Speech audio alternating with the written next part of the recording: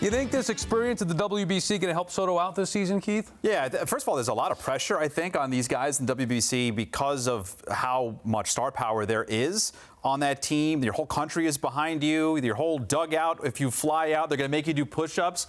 But when he thrives, and he's thrived a lot in this tournament so far, it's even more important because, I mean, if you don't do well, there's a lot of pressure on you as far as family is concerned. That's why guys don't like playing back at home whenever they sign somewhere. But I think for Soto, we're seeing him happy and smiling.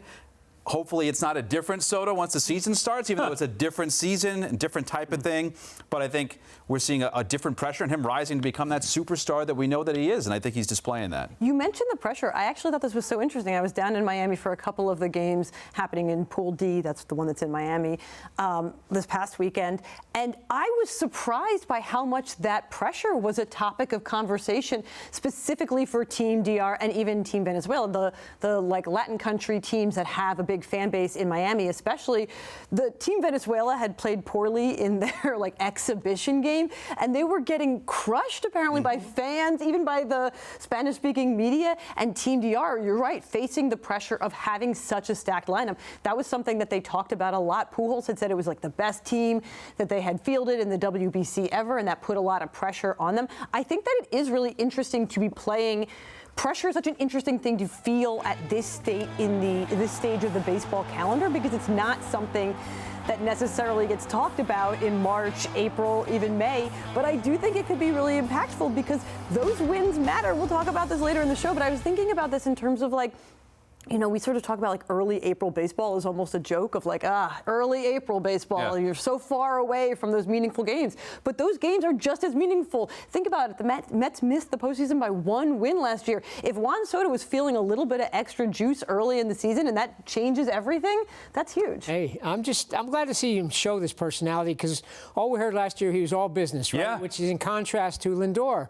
So, I mean, how's the dynamic going to work in the clubhouse this year? We heard a lot about the clubhouse last year. I feel like Soto might be blossoming and kind of growing into more of a leadership role, but what's that going to mean for the clubhouse? You know, I guess we'll find out. But his guy Marte's not going to be there this year, so maybe he does kind of feel like he needs to grow a little bit and become more of a leader, which I think would be good for the Mets. So I think maybe we're seeing it. But I think you nailed it, Harp. Last year, the thought was, well, this guy's a machine and a robot, and part of me loves that. I love that he's all business. He doesn't need to have fun and mess around with the OMG sign or whatever other nonsense. He's all business. However, we're now seeing it. It's on display for everybody to see. So we will know the difference whether he's having fun or not. They can say whatever they want. We're watching him. Like, if he comes back and he's not the same guy, then you're going to ask all the questions, well, what's the difference? Why can't you be the same guy? He's putting on the jacket. He's doing push-ups. He's doing the celebrations. We want to see that Juan Soto having fun and obviously pounding baseballs the way that he's doing it in the WBC for the Mets. But we know now it's in there as opposed to being that robot-type machine that we were told about.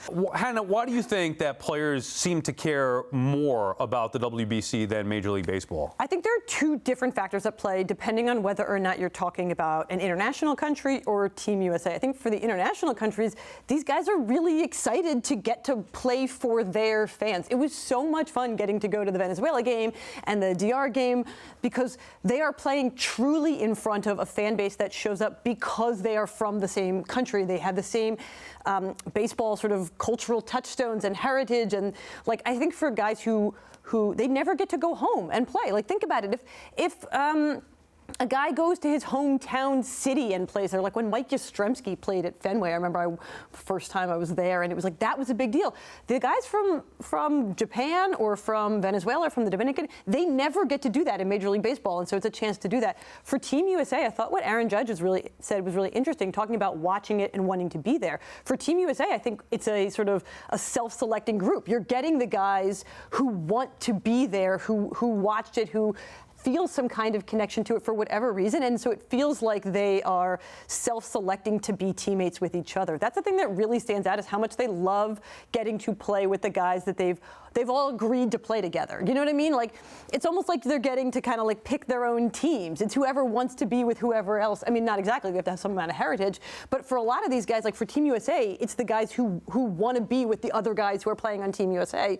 So they care because I don't know, it's a self-selecting group of guys guys who care. Are you getting that sense as well that the players seem to care more about the WBC than Major League Baseball? Well, just being around the game so much. I mean, the Puerto Rican guys love each other, the Dominican guys love each other, the Venezuelan guys love each other, and they have taken the WBC so seriously over the years, and Team USA has kind of done that, but this year, this is the most stacked Team USA team we have ever seen. And finally, now the Americans step up with their best. They had a pretty good showing last time out, but you have Judge and Schwarber and Skeens and Scooble, like big name guys in it this time.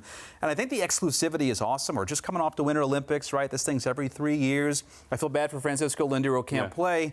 The next time he can play is when he's 36 years old, which is a far spot away. So he seems to be enjoying it from afar anyway. With yeah, I mean, but that's the pride. And I think, Team USA, everybody else realizes, okay, they brought their A1 roster this year, and I think that just adds to it. Yeah, I do feel like what you said, Hannah, that the guys from the other countries feel it a little bit more, maybe because it's, as you said, they don't play in their home countries, so this is their one chance to represent them. But I do feel like that's turned into a little bit of a USA feeling like they need to win to represent the USA baseball and all that. They didn't win last time out. They've only won once. Japan's won it 3 times. So I feel like that's pushed the cause forward a little bit for some of these guys. They want to win this thing and not just show up and play for pride.